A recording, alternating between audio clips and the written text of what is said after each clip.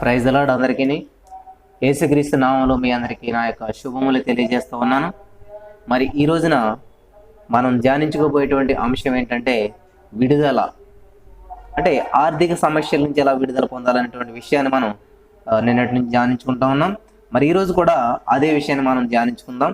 మరి మన మూలవాక్యమైనటువంటి యేసుక్రీస్తు ప్రభువారు స్వయంగా చెప్పినటువంటి మాటను మనం ధ్యానించుకుందాం. లూకాసు వార్త 4వ అధ్యాయం 18వ వచనం. ప్రభు ఆత్మ నా మీద ఉన్నది, బీదలకు సువార్త ప్రకటించుటకై ఆయన నన్ను అభిషేకించెను, చెరలోనున్న వారికి విడుదలను, గ్రుడ్డి వారికి చూపును కలుగునని ప్రకటించుటకును, నలిగిన వారిని విడిపించుటకును, ప్రభు హిత వస్త్రము ప్రకటించుటకును ఆయన నన్ను పంపి ఉన్నాడు. హల్లెలూయా, థ్యాంక్ యూ జీసస్. ప్రార్థన. మహిమా స్వరూపుడా నీకే వందనాలు, స్తోత్రాలు నా తండ్రి. ఈరోజు నీ వాక్యాన్ని ధ్యానిస్తూ ఉండగా ఎంతమంది బిడ్డలైతే ఈ వాక్యాన్ని వినిచున్నారో వారిని అందరినీ ఖచ్చితంగా ఆదరిస్తావు, ఖచ్చితంగా వారి సమస్య నుంచి విడుదలనిస్తావు నా తండ్రి. నేను నమ్ముచున్నాను నా తండ్రి. ఈ వాక్యం ద్వారా ప్రతి వారితో మాట్లాడండి యేసయ్య. ప్రతి వారు నా ప్రభా ఈ వాక్యాన్ని విని దాన్ని అర్థం చేసుకుని మరి నా ప్రభా నీ కృపచేత నా ప్రభా మరి వాళ్ళు హృదయాలు తెప్పరెళ్ళబడినట్లు, సత్యము తెలుసుకుని స్వతంత్రంగా జీవించినట్టు సహాయం చేయమని యేసు నామమున ప్రార్థించి పొందుకుని మా పరమ తండ్రి, ఆమేన్. హల్లెలూయా. చూడండి నా ప్రియమైనటువంటి సహోదరి స్నేహితులారా, ఈ రోజున మరి యేసు ప్రభువు యొక్క ఉద్దేశం ఏదైతే ఉన్నదో అది కూడా నీ ఉద్దేశం అయి ఉండాలి. ఎందుకంటే ఆయన ఒక మాట చెప్పాడు, నేను పరిశుద్ధుని కనుక మీరు పరిశుద్ధులుగా ఉండు అని చెప్తా ఉన్నాడు. కాబట్టి ఆయన పరిశుద్ధుడిగా ఉన్నాడు కాబట్టి మనం కూడా పరిశుద్ధులుగా ఉండాలి. ఆయన ప్రార్థించేవాడుగా ఉన్నాడు కాబట్టి మనం కూడా ప్రార్థించేవాడు. ఆయన కట్లు విప్పేటువంటి వ్యక్తిగా ఉన్నాడు కాబట్టి మనం కూడా అటువంటి వారంగా ఉన్నాడు. ఆయన విడుదల చేసేటువంటి వ్యక్తిగా ఉన్నాడు కాబట్టి నువ్వు కూడా అనేక మందికి విడుదల ప్రకటించేటువంటి వ్యక్తిగా ఉండాలన్నది ఆయన ఆశ ఉన్నది. హల్లెలూయా. కాబట్టి ఇక్కడ చూడండి, దేవుడు చెప్తా ఉన్నాడు విడుదలను ప్రకటించడానికి, బంధకంలో ఉన్న వారికి, నలిగిన వారికి, బీదలకు సువార్త ప్రకటించడానికి. కాబట్టి ఆర్థికపరమైనటువంటి సమస్యలతో నలిగిపోతున్నటువంటి వారికి సువార్త ఏంటి, వాటి నుంచి ఎలా విడుదల పొందాలో ఒక మార్గం చెప్తానంటే వాళ్ళకి శుభవర్తమానం అది. ఈ సమస్యలను నలిగిపోతున్నావా, నీకు నేను విడుదలను దీని నుంచి బయటకు వచ్చేటువంటి ఒక మార్గం చెప్తానంటే అది ఎంత సువార్తలకి, అబ్బా ఎంత మంచి వార్త చెప్పారండి అని అనుకుంటారా లేదా? అలాగే దేవుడు చెప్తా ఉన్నాడు, బీదలు అంటే ఏదో బెగ్గర్స్ అనో లేకపోతే రోడ్ల మీద ఉండే వాళ్ళని కాదు. సమస్యల్లో నలిగిపోతూ ఆ సమస్యల్లో చిక్కుకుపోయినటువంటి వారు ఆ శాంతి విషయంలో బేదరికం అనుభవిస్తూ ఉన్నారు, సంతోషం విషయంలో బేదరికం అనుభవిస్తున్నారు, సమాధాన విషయంలో బేదరికం అనుభవిస్తున్నారు. ఇట్లా ఎవరైతే బీదలు ఉన్నారో వాళ్ళకి సువార్త ప్రకటిస్తూ ఉన్నాడంట దేవుడు. హల్లెలూయా. అందుకనే పంపాడంట దేవుడు, అందుకనే వచ్చాడంట యేసుక్రీస్తు ప్రభువారు ఈ లోకానికి. కాబట్టి ఈరోజు నువ్వే విషయంలో బేదరికం అనుభవిస్తూ ఉన్నావో నాకు తెలియదు, కానీ దేవుడు దాని నుంచి విడుదలను పొందడానికి, ఆ విడుదలను ప్రకటించడానికి ఆయన వచ్చి ఉన్నాడంట. Hallelujah, thank you Jesus, thank you Jesus. వందనాలు యేసయ్య. కాబట్టి నీకున్నటువంటి పరిస్థితి నుంచి నువ్వు ఓవర్కమ్ చేయాలంటే ఏం చేయాలంట? నీకున్నటువంటి పరిస్థితి నుంచి నువ్వు బయటికి రావాలంటే ఏం చేయాలంట? చాలామంది ఏం చేస్తూ ఉంటారంటే తమకున్నటువంటి సొంత తెలివితేటలను ఉపయోగించి ఎలాగైనా బయటికి రావాలని చెప్పి ప్రయత్నం చేస్తూ ఉంటుంటారు, కానీ వారి సమస్యల నుంచి వారు బయటికి రాలేకపోతుంటారు. 1వ రాజుల గ్రంథం 17వ అధ్యాయం ఒక సంఘటన ఉంది. ఆ సంఘటన మీకు గుర్తు చేయాలని చెప్పి నేను ఆశపడుచుకున్నాను. అంతటి గిలాదు కాపురస్తుల సంబంధీయును ఏలియా ఆహాబు వద్దకు వచ్చి, ఎవని సన్నిధిని నేను నిలిచి ఉన్నానో ఇశ్రాయేలు దేవుడని యెహోవా జీవంతో నా మాట ప్రకారము అగునుగాక అని చెప్పేసి అక్కడ ఏలియా గురించి మనకు అందరికీ తెలిసి చాలా పవర్ఫుల్ అయినటువంటి వ్యక్తి. ఆ వ్యక్తి జీవితంలో దేవుడు చేసినటువంటి అద్భుతాలు ఎలా ఉంటాయంటే చాలా నమ్మశక్యం కానమాట, చాలా ఊహింపశక్యం కానటువంటి అద్భుతాలను దేవుడు చేస్తూ ఉన్నాడు. నేను ఈ రోజున ఏలియా ద్వారా ఆ యొక్క సారేపతి విధవరాలు, ఆ సారేపతి విధవరాలు అంటే ఆవిడ పేరు సారేపతి కాదు, సారేపతి అనేటువంటి ఊర్లో ఉన్నటువంటి ఒక ఆవిడ అనమాట. భర్త లేడు కాబట్టి ఆవిడకి సారేపతి విధవరాలు, ఆ సారేపతిలో ఉన్నటువంటి స్త్రీ పేరు అనమాట. అది ఎందుకని 8వ వచనం చూసుకుందాం మనం. 17వ అధ్యాయం 8వ వచనం. అంతటా యెహోవాకు అతనికి ప్రత్యక్షమై ఇలాగ సెలవిచ్చిన, నీవు సీదోను పట్టణ సంబంధమైన సారేపతు అను ఊరికి పోయి అచ్చట ఉండుము, నిన్ను పోషించుటకు అచ్చటనున్న యొక్క విధవరాలికి నేను సెలవిచ్చి తిని. హల్లెలూయా. అందుకు అతడు లేచి సారేపతునికి పట్టణమునకు పోయి గవని యొద్దకు రాగా ఒక విధవరాలు అచ్చట కట్టెలేరుచుండుట చూసి ఆమెను పిలిచి త్రాగుటకై పాత్రలో కొంచెం నీళ్లు నాకు తీసుకుని రమ్మని వేడుకొనెను. ఆమె నీళ్లు తేబోచుండగా అతడు ఆమెను మరలా పిలిచి నాకు ఒక రొట్టె ముక్కను నీ చేతిలో తీసుకుని రమ్మని చెప్పాను. అందుకమే నీ దేవుడని యెహోవా జీవము తోడు తొట్టెలో పట్టెడి పిండియు బుడ్డులో కొంచెం నూనెయు నా యొద్దనున్నవే గాని అప్ప మొగటైనా లేదు. మేము చావకముందు నేను ఇంటికి పోయి వాటిని నాకును నా బిడ్డకును సిద్ధం చేసుకొనవలనని కొన్ని పుల్లలు ఏరుకున్నట్టుగా వచ్చి తినను. అప్పుడు ఏలియా ఆమెతో ఇట్లా నేను భయపడవద్దు, పోయి నీవు చెప్పినట్లు చేయము. అయితే అందులో నాకు ఒక చిన్న అప్పం మొదట చేసి నా యొద్దకు తీసుకుని రమ్ము, తరువాత నీకును నీ బిడ్డకును అప్పములు చేసుకొనుము. హల్లెలూయా, హల్లెలూయా. భూమి మీద యెహోవా వర్షము కురిపించే వరకు ఆ తొట్టిలో ఉన్న పిండి తక్కువ కాదు, బుడ్డిలో నూనె అయిపోదని ఇజ్రాయేలు దేవుడని యెహోవా సెలవిచ్చుచున్నాడు అనెను. అంతటా ఆమె వెళ్ళి ఏలియా చెప్పిన మాట చెప్పిన చేయగా అతడును ఆమెయు ఇంటి వారును అనేక దినములు భోజనం చేయించు వచ్చిరి. యెహోవా ఏలియా ద్వారా సెలవిచ్చిన ప్రకారం తొట్టెలో ఉన్న పిండి తక్కువ కాలేదు, బుడ్డిలో ఉన్న నూనె అయిపోలేదు. చూడండి నా ప్రియమైనటువంటి వాళ్ళు, ఇది అందరికీ తెలిసినటువంటి స్టోరీ, మనం చాలాసార్లు దీన్ని ధ్యానించుకుంటూ ఉంటాం. కానీ ఇక్కడ మనం గమనించవలసింది ఏంటంటే చూడండి, ఒక ఊరు ఉన్నదంటండి. ఏంటది? సీదోను పట్టణ సంబంధమైన సారేపతు. ఈ సీదోను అనేటువంటి పట్టణంలో చిన్న సారేపతు అనేటువంటి ఒక ఊరు ఉంది. సారేపతి విధవరాలంటే మనకి ఆవిడింటి పేరు లేకపోతే ఆవిడ పేరు అనుకుంటుంటాం. సారేపతి అనేది ఏంటంటే ఒక ఊరు పేరు అనమాట. ఆ ఊరిలో ఒక ఆవిడ ఉందన్నమాట, ఈ విధవరాలు. నిన్ను పోషించడం ఒక విధవరాలికి నేను సెలవిచ్చి తిని. ఇక్కడ గమనించదగ్గ విషయం ఏంటంటే ఆ ఊరు ఎలా ఉన్నదంటే చాలా బంధకాల్లో ఉన్నది. ఆ ఊరు ఎలా ఉన్నదంటే చాలా పేదరికంలో ఉన్నది. ఆ ఊరు ఎలా ఉన్నదంటే చాలా క్లిష్ట పరిస్థితిలో ఉన్నది. ఎలాంటి క్లిష్ట పరిస్థితులు అంటే కనీసం త్రాగటానికి నీళ్ళు కూడా చాలా తక్కువ. ఎంతటి బంధకాల్లో ఉన్నారంటే కనీసం ఒక పూట భోజనం చేస్తే ఇంక రెండో పూట కూడా లేదు. అంటే వీళ్ళు ఎంత క్లిష్ట పరిస్థితిలో, ఎంత పేదరికంలో, ఎంత బీదరికంలో ఉన్నారంటే చూడండి. దేవుడు చెప్పాడు కదా, ఫస్ట్ పాట ఏంటది? నేను బీదలకు సువార్త ప్రకటించడానికి దేవుడు నన్ను పంపి ఉన్నాడు అని చెప్తున్నాడు కదా. ప్రభు ఆత్మ నా మీద ఉన్నది కనుక బీదలకు సువార్త ప్రకటించడానికి ఆయన నన్ను అభిషేకించెను. కాబట్టి ఇక్కడ దేవుని ఆత్మచేత నింపబడిన వారందరూ కూడా అదే అభిషేకం ఉంటుంది. ఇక్కడ బీదరికం అనుభవిస్తుంది ఈవిడ. ఎటువంటి బీదరికం అంట? ఆ పూటకే ఉన్నదంట తినటానికి. అంటే ఆ పూటకి తినేసేసి ఆ పేదరికం ఎంతదంటే ప్రాణం పోయేంతటి పేదరికం ఉన్నదంట అక్కడ. ఇంకా ఆ పూటకు తినేసి చనిపోదని అనుకుంటుంది ఆవిడ. అంత పేదరికంలో ఉన్నారంట. కానీ ఆ పేదరికంలో ఉన్నటువంటి ఆ బీదలకు సువార్త ప్రకటించడానికి వెళ్ళాడంట ఈయన. ఎవరు?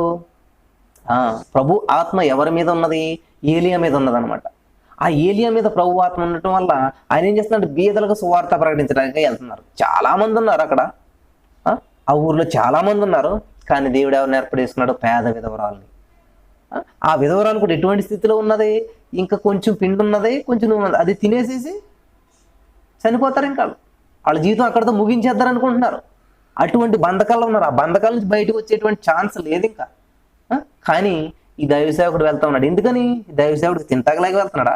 ఈ దైవ సేవకుడికి ఏమి విధమైనటువంటి దొరక్క, ఎక్కడ ఏమి అన్ని ప్రయత్నాలు చేసేది, కాకు వచ్చింది, ఎగిరిపోయింది, అది ఎండిపోయింది, అన్ని ప్రయత్నాలు అయిపోయాయి కాబట్టి ఆ పేద విధవరాల దగ్గరికి వెళ్తున్నాడు దైవ సేవకుడు. చాలా మంది ఏమనుకుంటూ ఉంటారంటే యెహోవాకు ప్రత్యక్షమై సెలవిస్తుంది, నువ్వు వెళ్ళు సీదోను పట్టణ సంబంధం సారేపతు ఊరికి, అచ్చట ఉండుము అని చెప్తున్నాడు. ఎందుకని పంపిస్తున్నాడు దేవుడు అంటే అవసరం ఆయనది కాదు. చాలామంది అనుకుంటూ ఉంటుంటారు, ఏదన్నా దేవునికి ఇస్తున్నప్పుడు, ఏదైనా దేవుని నిమిత్తం అడుగుతున్నప్పుడు అవసరం ఎవరిదంట? దేవుడికి అవసరాలు ఏముండవు. పేతురు వచ్చేసి చెవి నరికేసినప్పుడు ఎందుకు పేతురు తొందరపడతావు? నేను ఒక మాట సెలవు ఇచ్చానంటే సేనా వ్యూహముల సైన్యములు అయినటువంటి దేవదూతలు వచ్చి నాకు పరిచయం చేసేస్తారు. నువ్వెందుకు కష్టపడతావు అంటుంటావు? ఎందుకు కష్టపడుతుంటావు అని చెప్తారనమాట. కాబట్టి ఈ రోజున ఒక అవకాశం నీకు వచ్చిందంటే, ఒక పని చేసేటువంటిది, ఒక దేవుని నిమిత్తం ఏదన్నా పని చేసే అవకాశం నీకు వచ్చిందంటే అది అది నీ అదృష్టంగా భావించాలి, అది దేవుడు నీకు ఇచ్చేటువంటి ఆశీర్వాదకరంగా భావించాలి. ఇక్కడ దైవ సేవకుడికి రొట్టెలు పెట్టే అవకాశం ఆవిడకి వచ్చింది కాబట్టి అది ఒక గొప్ప భాగ్యంగా భావించాలి. కానీ ఆవిడ ఏమంటాం తెలుసా, నీకు పెట్టేస్తే మేమేం తినాలి బాబు, మా దగ్గర ఉన్నది కొంచెం పిండే, కొన్ని మంచినీళ్ళు అడుగు ఏదో అని ఇద్దరు అనుకుంటే రొట్టేసి రావాలని ఆయన నీకు అంటా ఉన్నది. హల్లెలూయా. నా ప్రియమైనటువంటి సహోదరి స్నేహితులరా, దేవునికి ఇచ్చిన వాళ్ళు ఎవరు కూడా పేదవాళ్ళు అయినట్టు చరిత్రలు ఎక్కడా కూడా లేదు. దేవునికి ఇచ్చి మేము లాస్ అయిపోయాం అన్నట్టు కూడా చరిత్రలు ఎక్కడా లేదు. నేను ఒక స్టోరీ చదివాను. ఒక పేద విధవరాలు ఉన్నదంటే ఒక సంఘంలో, ఆమె రోజు డైలీ కూలి జీతం అంతా తెలుసా, 100 రూపాయలు. 100 రూపాయలు సంపాదించుకుంటా ఉందంట. 90 రూపాయలు చర్చిలో వేస్తుందంట కానుక. ఆ 10 రూపాయలతో జీవనం గడిపేస్తూ ఉందంట. ఎంత విచిత్రమైనటువంటి జీవితం చూసారా. 100 రూపాయల సంపాదనలో 90 రూపాయలు దేవునికి ఇచ్చేసేసి 10 రూపాయలతోటి జీవితం గడుపుతూ ఉందంట. ఒకరోజు ఏమైందంటే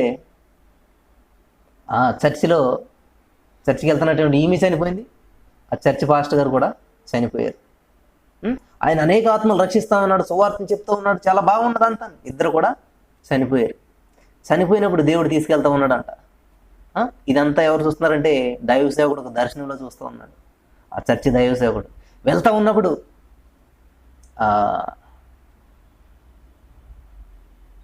దేవుడు చూపిస్తూ ఉన్నాడు ఒక్కొక్కరు ఇల్లు.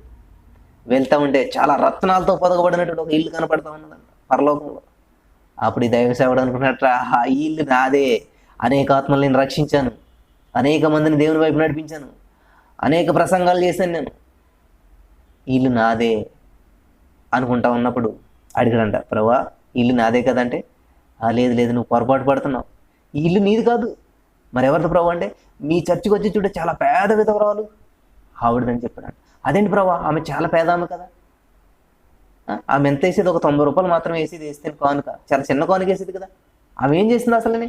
ఆమె ఏం ప్రసంగాలు చేసిందా? ఆమె పాటలు పాడిందా? ఆమె దేవుని గురించి ఏం చేయలేదు కదా ప్రభు అంటే, లేదు తన జీవనం అంతా కూడా దేవునికి ఇచ్చింది, నీతిగా జీవించింది. తనకున్న దాంట్లో కాదు ఇస్తా, కేవలం 10 రూపాయలు మాత్రం తనకున్న దానికంటే 90 రెట్లు దేవునికి ఇచ్చేసింది. కాబట్టి ఆమె హృదయ స్థితితో నాకు నచ్చింది కాబట్టి రత్నాలతోటి ఇది కట్టాను. అదిగో నీ ఇల్లు చూడు, అక్కడ నువ్వేంటంటే నువ్వు ఉన్న దాంట్లో దేవుని మహింపరిచావు, నీకు ఉన్న కంఫర్ట్లో దేవుని స్తుతించావు. అంతేగాని ఆమె అలా కాదు, ఆమె శక్తికి మించి చేసింది అని చెప్పి చూపించినప్పుడు దైవ సేవకుడు తలదించుకున్నాడంట. కళలో దేవుడు దీన్ని అంతా కూడా తెలియజేశాడు. నా ప్రియమైనటువంటి సహోదరి స్నేహితులారా, ఈ రోజున దేవుని పనులు చేసేవాళ్ళు అంటే ఎవరు అనుకుంటున్నారు? తన దగ్గర ఏమి సామర్థ్యం లేని వాళ్ళే గొప్ప కార్యం చేస్తూ ఉంటారంట. ఈ రోజున మనకి Jesus almighty God get together conduct చేస్తున్నటువంటి అరుణ సిస్టర్ కూడా తన దగ్గర ఏదో గొప్ప సామర్థ్యం ఉండో, లేకపోతే గొప్ప శక్తి ఉండో, గొప్ప ధనం ఉండో, గొప్ప అన్ని ఉండి కాదు ముందుకు వస్తా. దేవుని పని మనం చేయాలి, మన శక్తి సామర్థ్యాలకు మించి మనం ముందుకు రావాలి. అప్పుడు ఖచ్చితంగా దేవుడు మనకి సహాయం చేస్తాడు. నా ప్రియమైనటువంటి సహోదరి స్నేహితులారా, నిజంగా మరి అలా చేసినప్పుడు చూడామే, ఈ లోకంలో పేదామనే, ఈ లోకంలో తనకి ఏమి పొందుకోలేదు, ఈ లోకంలో తను ఏమి సంపాదించలేకపోయింది, కానీ తనకున్న దాంట్లో మాత్రం దేవునికి నమ్మకంగా జీవించింది. తనకున్న దాంట్లో తన శక్తి సామర్థ్యాలకు మించి ఎంతో ఉన్నతమైనటువంటి కాదు. 90 రూపాయలు నీ దృష్టిలో ఆఫర్లు అవ్వచ్చు, కానీ ఆమె దృష్టిలో చాలా విలువైనటువంటి కానుకలు ఇచ్చింది. చూస్తారా ఆమె జీవితం ఎలా ఉన్నదో. హల్లెలూయా, దేవునికి స్తోత్రం. కాబట్టి నువ్వు ఎంత ఇస్తున్నావు అనేది దేవుడు చూడు. ఆ పేద ఉత్తరాలు ఇచ్చి 2 కానుకలు ఈ రోజున మనకి ఎన్ని సంవత్సరాలైనా కూడా చెప్పుకుంటూ ఉన్నాం. హల్లెలూయా. అలాగా కోల్గేట్ గురించి కూడా మనకు తెలుసు. కోల్గేట్ పేస్ట్ అనుకుంటాం. కోల్గేట్ అనేటువంటి వ్యక్తి ఒక క్రిస్టియన్ అన్నమాట. చిన్నతనంలో తన ఊర్లో పేదరికం వచ్చేసి చనిపోతున్నటువంటి పరిస్థితుల్లో ఒక బోట్ ఎక్కి వేరే ఊరు వెళ్ళిపోతుంటే ఆ బోట్లో ఒక దైవసేవకుడు చెప్పాడు, ఏం చేస్తున్నానంటే, ఏమీ లేదంటే పని లేదంటే, సరే నీకు ఏదో పని దొరుకుతుంది, చిన్న పని దొరికినప్పుడు 10 రూపాయలు సంపాదిస్తావు, 1 రూపాయి దేవుడికి, 100 రూపాయలు సంపాదిస్తావు, 10 రూపాయలు, 1000 రూపాయలు సంపాదిస్తావు, 100 రూపాయలు దేవుడికి, 10,000 సంపాదిస్తావు, 1000 నాయన అంటే కరెక్టే చేస్తానండి. చేస్తా వచ్చాడు, రూపాయి ఇచ్చాడు, 10 రూపాయలు ఇచ్చాడు, 100 రూపాయలు ఇచ్చాడు, 1000 రూపాయలు ఇచ్చాడు. అతను ఇన్కమ్ పెరుగుతా ఆ పేస్టుల కంపెనీలో చేస్తూ ఉన్నాడు. ఒక రోజు నేను ఎందుకు కంపెనీ పెట్టకూడదు అనుకున్నాడు. కోల్గేట్ అనేటువంటి కంపెనీ పెట్టాడు. తన పేరే కోల్గేట్, ఆ కంపెనీకి పెట్టాడు అనమాట. అదేమైందంటే నానాటికి అభివృద్ధి చెందుతూ ప్రపంచవ్యాప్తంగా గొప్ప అది కంపెనీ అయిపోవడంతో నాకు ఎందుకు ఇంత డబ్బు, 90% దేవునికి ఇచ్చేస్తాను, 10% నాకు చాలనుకున్నాడు అంట. 10% బతికిన కూడా చాలా రిచ్గా బతికాడంట. హల్లెలూయా. చనిపోతే తనకున్న ఆస్తులన్నీ కూడా ఈ యొక్క క్రిస్టియన్ మిషనరీస్కి చెందాలని చెప్పి చనిపోయాడంట. నా ప్రియమైనటువంటి సహోదరులారా, కాబట్టి నీ యొక్క పేదరికము, నీ యొక్క ఆర్థికపరమైనటువంటి సమస్యలకి పరిష్కారం ఎక్కడుందో తెలుసా? నీ చేతిలోనే ఉన్నది. ఆ విత్తనం నీ చేతిలోనే ఉన్నంతసేపు దాన్ని పట్టుకుని ఉంటే దాంట్లోంచి జీవం రాదు. కాబట్టి చూడండి, ఇక్కడ నిజంగా ఈ పేద విధవరాలు అయినటువంటి ఈమె తన దగ్గర ఉన్నటువంటి ఆ పిండిని, తన దగ్గర ఉన్నటువంటి ఆ రొట్టె ముక్కను ఆ దైవ సేవకుడికి పెట్టకపోతే, ఎందుకని దేవుడు ఆ ఏలియనే పంపాలా? ఏలియని పంపకుండా దేవుడు ఆ పేద విధవరాలకు సాయం చేయొచ్చు కదా? లేదు లేదు లేదు, నీ ఇన్వాల్వ్మెంట్ అనేది ఉండాలి. నీ ఇన్వాల్వ్మెంట్ లేకుండా దేవుడు ఏమీ చేయలేడు. నీలో ఉన్న విశ్వాసం పరీక్షించబడాలి. దైవసేవకుడు చెప్పాడు, అమ్మ రొట్టి అమ్మ, ఏమవుతుంది నీకు, భయపడకమ్మా అంటే ఇలాగని చెప్తుంటుంటావు. నాకు తెలిసి ఇక్కడ ఎంత క్లిష్ట పరిస్థితి ఉన్నదో. ఈ 10 రూపాయలు నేను సంపాదించిందే రోజుకు 100 రూపాయలు, నా జీతమే నెలకు 5,000 రూపాయలు, ఇందులో 1000 ఇచ్చేసేలా, ఇందులో 500 ఇచ్చేసేలా దశంభాగం, ప్రతి ఆధారం మళ్ళీ ఇందులో 100 రూపాయలు కానికేలా, నేను సంపాదించే 10,000 జీతంలో 1000 రూపాయలు నీకు దశంభాగం ఇచ్చేసేసి ప్రతి నెల 200 కానికేసి ఇవన్నీ తిత్తే నాకు మిగిలింది ఏంటి అని నువ్వు ఇలా లెక్కలు తీసుకుంటావు కదా, లెక్కలు వేస్తుంటావు కదా, కాల్కులేటర్ ఇచ్చుకుని, నీకు మిగిలిది ఏముండదు అనమాట, లెక్కలు తప్ప. ఎప్పుడైతే నువ్వు ధారాళంగా ఉత్సాహంగా ఇస్తావో ఖచ్చితంగా నీ జీవితంలో తక్కువేమీ రాదు. నేను నా జీతం 650 రూపాయలతో స్టార్ట్ చేశాను. నేను బిఎడ్ అయిన తర్వాత, ఏదో చిన్నగా చదువుకున్న తర్వాత కదా, బిఎస్సి బిఎడ్ చదివిన తర్వాత నా ఫస్ట్ శాలరీ 650 రూపాయలు. కాబట్టి నీ జీతం కాదండి నిన్ను హెచ్చించేది, నీ యొక్క ఉద్యోగం కాదు నేను హెచ్చించేది, నీ యొక్క జ్ఞానం కాదు నేను హెచ్చించేది, దేవుని అందులో భయమే నేను పైకి లేపుతుంది అనమాట. కాబట్టి నువ్వు దేని అందులో భయం ఎలా కలిగి ఉన్నావు, ఒక సిస్టమ్ ఎలా ఉంది, ఒక రూల్ ఎలా ఉంది, ఎలా పాటించగలుగుతున్నావు, ఒక సిస్టమేటిక్ లైఫ్ జీవించగలుగుతున్నావా నువ్వు? నీ పరిస్థితుల వైపు చూడకు. దేవునికి నీకున్న కనెక్షన్ ఎట్లా ఉన్నది? నీ ఉన్న దాంట్లో దేవుని వేళ మహిమపరుస్తుంది. బ్రదర్ మాకు అల్లి సంపాదన లేదు, ఎవరో ఇచ్చే 1000 రూపాయలు ఇచ్చేళ్ళారు, అందరూ కూడా దశంభాగం ఇవ్వాలి బ్రదర్, ఇవ్వాలి. ఎలా వచ్చిందో 1000 రూపాయలు? నువ్వు కష్టపడిన దాంట్లోనే దశంభాగం ఇస్తున్నప్పుడు అలా కష్టపడకుండా వచ్చిన దాంట్లో ఖచ్చితంగా దేవునికి ఇవ్వాలి. బ్రదర్ మా పరిస్థితి తెలుసు కదా బ్రదర్, మేము ఎంత పేదరికంలో ఉన్నదన్నది కాదు. ఒక పేద రైతు అయినా కూడా తన పొలంలో పండినటువంటి విత్తనాల్లో పంటలో కొన్ని తీసి పక్కన పెట్టినప్పుడే తన మళ్ళా పంటలో విత్తనాలు చల్లుకోగలుగుతాడు, పంటను కోసుకోగలుగుతాడు. నేను చాలా పేదోడినండి, నేను చాలా పేదవాడిని కాబట్టి ఈ విత్తనం కూడా తినేస్తానంటే అప్పుడు తృప్తి చెందొచ్చు. తర్వాత మాత్రం నీ జీవితంలో ఆకలి బాధలు అనుభవించక తప్పదు. హల్లెలూయా. కాబట్టి చూడండి, ఇక్కడ ఆ పేద విధవరాలైనటువంటి ఆమె ఏం చేసిందంటే తన కుమారుడికి తనకు ఉన్నటువంటి చిన్న రొట్టెను, ఆ చిన్న పిండిని, చిన్న నూనెను ఏం చేసిందంట సమర్పించేసింది దైవసేవకుడి గట్టుకు వచ్చి. దైవసేవకుడు చెప్పినట్టు విన్నది. అమ్మా భయపడకో అన్నప్పుడు ఈ రోజున గొప్ప గొప్ప కార్యాలు చేసే వాళ్ళందరూ కూడా చిన్న చిన్న వాళ్ళేనండి. తమ దగ్గర ఉన్నటువంటి కొంచెంని దేవునికి సమర్పించినప్పుడు వాటి ద్వారా గొప్ప ఆశీర్వాదాలు చేశాడు. 3.5 సంవత్సరాలు ఆ స్త్రీ ఏం చేయబడిందంటే పోషించబడింది. ఎలాగా? సమృద్ధిగా. నిజంగా ఆ రొట్టెముక తినేస్తే ఆ పూటకు చనిపోదు. ఆ రొట్టెముక వాళ్ళు తినేసినట్లయితే చనిపోయేవారు. దేవుడు ఒక ఎగ్జాంపుల్ చెప్పాడు. చిన్నదైనట్టు ఆవగింజ కానీ అది భూమిలో పడి కొమ్మలేసి పెద్ద చెట్టు అయ్యి పక్షులు వచ్చి దానిని ఆశ్రయించేటంతగా అభివృద్ధి చెందుతుందంట. కాబట్టి దేవుడు నీకు ఇచ్చినటువంటి ఆ యొక్క తలాంతిని ఏదైతే ఉన్నదో దేవునికి పెట్టుబడిగా పెట్టమంటారు. దేవుడికి సమర్పించుకోమంటాడు నీ హృదయాన్ని, దేవుడికి సమర్పించుకోమంటాడు నీ దగ్గర ఉన్నది. కొన్నాళ్ళు కనిపించదు, అది అర్థవంతంగా ఉండదు, అమాయకంగా ఉంటుంది, అంధత్వంగా ఉంటుంది, అంధకారంలోకి వెళ్ళిపోయినట్టు ఉంటుంది. కానీ సడన్గా వస్తుందంట, భూమిని పగలగొట్టుకుని పైకి వచ్చేది అనేక మందికి ఆశీర్వాదకరంగా మారుతుందంట. కాబట్టి నీ జీవితాన్ని దేవునికి సమర్పించుకున్నప్పుడు, నీ దగ్గర ఉన్న దేవునికి ఇచ్చినప్పుడు అర్థవంతంగా ఉండదు, అది ఎవరికి ఎక్స్ప్లెయిన్ చేయాలని కూడా అర్థం కాదు.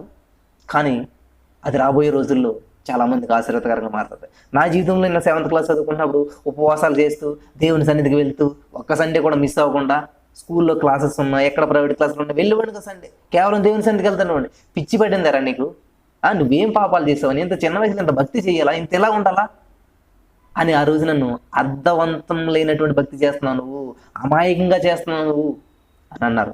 ఆ రోజు నాటినటువంటి విత్తనం ఈ రోజున చిన్నగా పైకి వచ్చి చిన్న చిన్న ఆకులేసి, చిన్న చిన్న కొమ్మలేసి, అనేక కొమ్మలేసి ఆవగింజలాంటి ఆ రోజున ఆ విత్తనం ఈ రోజున ఏమైందంట, ఆ కూర మొక్కలన్నింటిలో పెద్ద వృక్షమైనట్లు ఏమైందంట, అనేక మంది వచ్చి దాన్ని నీడను ఆశ్రయించేంతగా ఫలించిందనమాట. నా ప్రియమైనటువంటి సహోదరి స్నేహితులారా, దేవుని సన్నిధిలో నాడుతున్నటువంటి నువ్వు సమయమైన విత్తనం ఏదైనా కూడా అది భూమిలో పడితే చచ్చిపోతుందంట. అలా చచ్చిపోయినప్పుడు అయిపోలేదు దాన్ని, అది ఎండ కాదు, ఆ భూమిలో పడినటువంటి విత్తనం చచ్చిపోయిందంటే ఎండవనట్టు కాదు, దాంట్లోంచి నూతన జీవం వస్తుంది అనమాట. కాబట్టి వీళ్ళ దగ్గర ఉన్నటువంటి పిండి ఎప్పుడైతే దేవునికి ఆ దైవ సేవకుడికి ఇచ్చారో ఆ పిండి ఏమవుతుందంట, అయిపోవట్లేదంట, అభివృద్ధి చెందుతుంది. నిన్న కూడా చూసాం మనం, ఒక విధవరాలు ఏం చేస్తుంది, ఆ నూనెని ఏం చేస్తుందో అన్ని పాత్రలు ఎప్పుడైతే నింపుతా ఉన్నదో ఆ నూనె మాత్రం పొంగు పురుగుతుంది, అభిషేకం. కాబట్టి ఇక్కడ నూనె అనగా అభిషేకం, పిండి అనగా నీలో ఉన్నటువంటి టాలెంట్ అనమాట. ఇవి ఏం చేయాలంట, దేవుడు నీ మీద ఉంచినటువంటి అభిషేకాన్ని, నీ యొక్క సామర్థ్యాన్ని ఉపయోగించి ఎప్పుడైతే దేవుని మహింపరుస్తావో ఆమె ఇంట్లో ఉన్నటువంటి నూనెను, ఆ పిండిను ఏం చేసిందంట, రెండింటిని మిక్స్ చేసి చక్కగా ఒక రొట్టె వేసి దైవసేవకుని సంతోషపరిచింది. కాబట్టి దేవుడు నీకు ఇచ్చినటువంటి సామర్థ్యాన్ని, దేవుడు నీపై పెట్టినటువంటి అభిషేకాన్ని రెండింటిని ఉపయోగించి ఎప్పుడైతే దేవుని నువ్వు మహింపరుస్తావో దేవుడు నీకు ఇచ్చేటువంటి ఆశీర్వాదం ఎలా ఉంటుందంట, అయిపోదు. నీలో పిండి అయిపోదు, నీలో ఉన్న ఆశీర్వాదం అయిపోదు, నీలో ఉన్న ఎనర్జీ అయిపోదు, నీలో ఉన్నటువంటి ఏది కూడా లాస్ అవ్వదు అనమాట, అభివృద్ధి చెందేస్తూ ఉంటుంది. హల్లెలూయా, దేవునికి స్తోత్రం కలుగును గాక. మరి నువ్వు గమనించగలుగుతున్నావా? ఎంత అద్భుతమైనటువంటి శక్తిని నువ్వు గమనించగలుగుతున్నావా? ఎక్కడ దేవుడికి ఇస్తే నేను లాస్ అయిపోతాను అని నువ్వు అనుకుంటావా? ఎక్కడ నా చేతిలో ఉన్న విత్తనం భూమిలోకి జార విడిసానంటే నా లైఫ్ అయిపోతుంది, ఇంకక్కడితో నాకు తింటాక ఏముండదు అని నువ్వు అనుకుంటావేమో. లేదు, నువ్వు ఎప్పుడైతే నీ చేతితో పట్టుకున్న దాన్ని విడిచిపెడతావో, ఎప్పుడైతే నీ చేతితో హోల్డ్ చేసిన దాన్ని నువ్వు విడిచిపెడతావో అప్పుడు అది 30, 60, 100, 1000 అంతలుగా ఫలింపజేస్తాడు దేవుడు దాన్ని. కాబట్టి నువ్వు ఈ రోజున పేదరికంలో ఉంటారు కారణం ఏంటి తెలుసా? పట్టుకుని ఉన్న దాన్ని విడిచిపెడతలేదు. ఆమె ఏం చేసింది, ఆ కొండకు మూత పెట్టి, ఆ నూనె డబ్బాకు మూత పెట్టి, ఆ పిండిని దాచుకుని ఉన్నట్లయితే ఏం చేసిన, దైవసేవకుడు మాట విన్నట్లయితే ఇంటికి వెళ్ళేది, చిన్న రొట్టె ముక్క వేసేది, కొడుకు పెట్టేది, ఆమెకు పెట్టేది, కొడుకునేవారు, ఇంకా లేచేవారు కాదు. అయిపోయింది వాళ్ళ జీవనం, అయిపోయింది వాళ్ళ జీవితం, అక్కడితో చాప్టర్ క్లోజ్. కానీ దైవసేవకుడు చెప్పినట్టు మాట విన్నారు, వినేం చేశారంట, దేవునికి సమర్పించుకున్నారు. హల్లెలూయా, హల్లెలూయా. కాబట్టి ఈరోజు నా దేవుడు చెప్తా ఉన్నాను, నీలో ఏది ఉన్నా కూడా దేవునికి సమర్పించి, నీకున్నటువంటి ప్రతిది కూడా మొదట ఆయన రాజ్యమును నీతిని వెతకమన్నట్టు ఏమేం చేస్తుంది, మొదట రొట్టు దైవ సేవకుడికి వేసి ఇచ్చింది, మొదటిది దేవునికి ఇచ్చింది అనమాట, మొదటిది. హల్లెలూయా, దేవునికి స్తోత్రం. కాబట్టి నీ సన్నిధి నీవు దేవునికి మొదటి స్థానాన్ని ఇవ్వగలుగుతున్నావా? ఇచ్చినట్లయితే నువ్వు ఎప్పుడు కూడా వెనక తిరిగి చూడవలసినటువంటి పని ఉండదు. దేవుడు నిన్ను ఒక ఉన్నతమైన వ్యక్తిగా నిన్ను నడిపిస్తాడు. నీ కుటుంబంలో లోటు రాదు, నీకున్నటువంటి పిండిని బట్టి కాదు, అక్కడ నీకున్నటువంటి నూనెని బట్టి కాదు, అక్కడ నీకున్నటువంటి తలాంతను బట్టి కాదు. ఊరంతా కరువు, 3.5 సంవత్సరాలు తినటానికి లేక చనిపోతున్నారు, నీరు లేక చనిపోతున్నారు. కానీ వీళ్ళు గడప దాటి బయటికి రావట్లేదు, సమృద్ధిగా హాయిగా తింటున్నారు. హల్లెలూయా, స్తుతి మహిమ అని చెప్పి దేవుని స్తుతించుకుంటూ మహిమపరుచుకుంటూ జీవితాన్ని గడిపేస్తూ ఉన్నారు. లోటు రావట్లేదు. పని చేస్తున్నారా? లేదు. పొలాలు ఏరుకుంటున్నారా? లేదు. కానీ ఏది లేదు. షాప్ దగ్గరికి వెళ్ళి నూనె తెచ్చుకుంటున్నారా? లేదు. పిండి తెచ్చుకుంటున్నారా? లేదు. కానీ ఆ కుండలోంచే పిండి మాత్రం ఊరుతానే ఊరుతాను. కాబట్టి నువ్వు ఉద్యోగం నిన్ను పోషించదు, నీకున్నటువంటి ప్రాపర్టీస్ నిన్ను పోషించవు, నీకున్న ఏది కాదు. దేవుని మీద ఆధారపడేటప్పుడు, దేవుని మీద ఎప్పుడైతే ఆధారపడతావో అప్పుడు ఆ నీలో నుంచే దేవుడు గొప్ప శక్తిని బయటికి రప్పిస్తాడు. కాబట్టి నీలో ఉన్న అభిషేకం నీకు అన్ని అమర్చి పెడుతుంది అనమాట. నీలో ఉన్న అభిషేకం నీకు అన్ని నీ దగ్గరికి వచ్చేలా చేస్తూ ఉంటుంది. హల్లెలూయా, దేవునికి స్తోత్రం కలుగును గాక. హల్లెలూయా. నా ప్రియమైనటువంటి సహోదరి స్నేహితులారా, దేవుడు ఎంత గొప్పవాడు చూసారా? ఎప్పుడైతే నువ్వు దేవునికి నీ స్థానాన్ని ఇస్తావో అప్పుడు ఖచ్చితంగా దేవుడు నిన్ను ఆశీర్వదిస్తాడు అనమాట. నిన్ను మాత్రమే కాదు, నీతోటి ఉన్నవారిని, నీ పక్కన ఉన్నవారిని, నీ కనెక్ట్ అయిన వారిని, నీ రక్త సంబంధుల్ని. చూడండి, ఆమె చేసినటువంటి పనికి ఆమె కుటుంబం, ఆమె కొడుకు కూడా సమృద్ధి అయినటువంటి ఆహారాన్ని తింటా ఉన్నాడు. అలాగే ఇంకొక ఎగ్జాంపుల్ చూపించి నేను మరి ఈరోజు కార్యక్రమాన్ని ముగించాలనుకుంటా ఉన్నాను. యోహాను సువార్త 6వ అధ్యాయం తీయండి అందరూ కూడా. యోహాను సువార్త 6వ అధ్యాయం